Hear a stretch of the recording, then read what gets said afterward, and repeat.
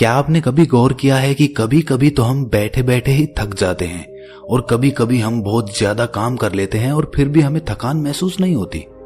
आप पूरे दिन घर पर बैठे रह सकते हैं, लेकिन पूरे दिन बैठने के बाद जो ऊब पैदा होती है वो हमारे शरीर को निढाल कर देती है, हमें थका देती है।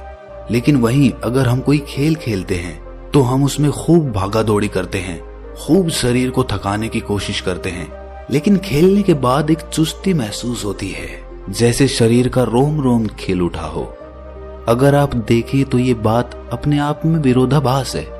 भाई प्राकृतिक रूप से होना तो ऐसा चाहिए कि आदमी जब खेलता है तो उसका शरीर थकता है, इसीलिए खेलने के बाद उसे थकावट महसूस होनी चाहिए।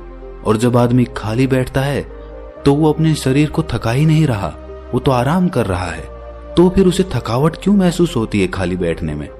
अगर आप इसका जवाब जानना चाहते हैं तो इसका जवाब है हमारे मन की ऊब। जहां तक शरीर की बात है, शरीर को थकाने से मन नहीं थकता, और अगर आपका मन थक जाता है तो आपका शरीर साथ नहीं देता। ऐसा ही होता है खाली बैठने में।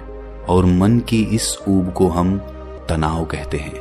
आज की जो कहानी मैं आपको सुनाने वाला हूं उसमें आपको तनाव के बारे में संपूर्ण जानकारी मिल जाएगी।